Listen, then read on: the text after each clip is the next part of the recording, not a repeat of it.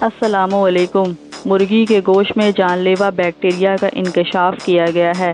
صارفین کے حقوق کی نگراں تنظیم جرمن واچ نے خبردار کیا ہے کہ مرغی کے گوشت میں اینٹی بایوٹک کے خلاف مزاحمت پیدا کرنے والے بیکٹیریا کی موجودگی انسانی زندگی کے لیے خطرناک ہے۔ غیر ملکی میڈیا کے مطابق ایسے گوشت کے نمونوں کے لیبارٹری ٹیسٹ کے نتائج کی روشنی میں سخت تحفظات کا اظہار کیا ہے۔ جرمن واچ کے مطابق مارکیٹوں میں موجود 9 سے زیادہ دستیاب گوشت مضر صحت تھا۔ تنظیم نے مرغی کے گوشت کے 59 مختلف نمونے رعایتی مارکیٹوں سے حاصل کرنے کے بعد ان کا یونیورسٹی کی لیبارٹری سے تجزیہ کرایا گیا۔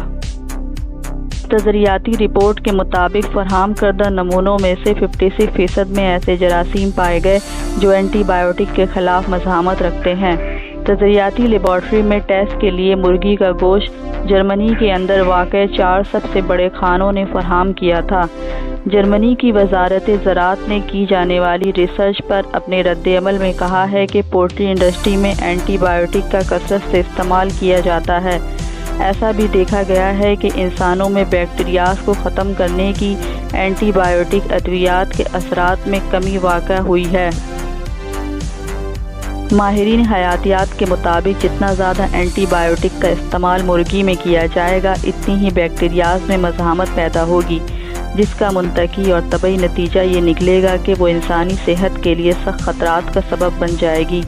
ماہرین کے مطابق مرغی کے گوشت کو اگر بہت اچھی طرح پکایا جائے تو اس میں موجود بیکٹیریاز کا خاتمہ ممکن بنایا جا سکتا ہے۔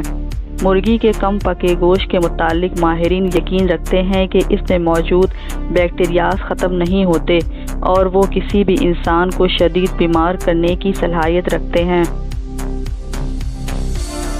انسانی جسم میں پیدا ہونے والی بیماری کے متعلق ماہرین کا کہنا ہے کہ وہ انسانوں کو موت کے منہ میں بھی لے جا سکتا ہے۔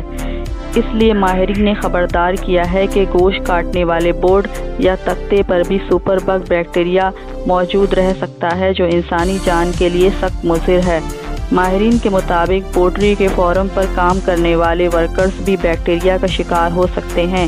یہ بیکٹیریا سانس کے ذریعے بھی انسانی جسم میں داخل ہونے کی صلاحیت رکھتا ہے۔ Hey there. Subscribe to my channel. And also press this bell icon. So you never miss any new updates, cause whenever we upload new video you will get a notification on your phone.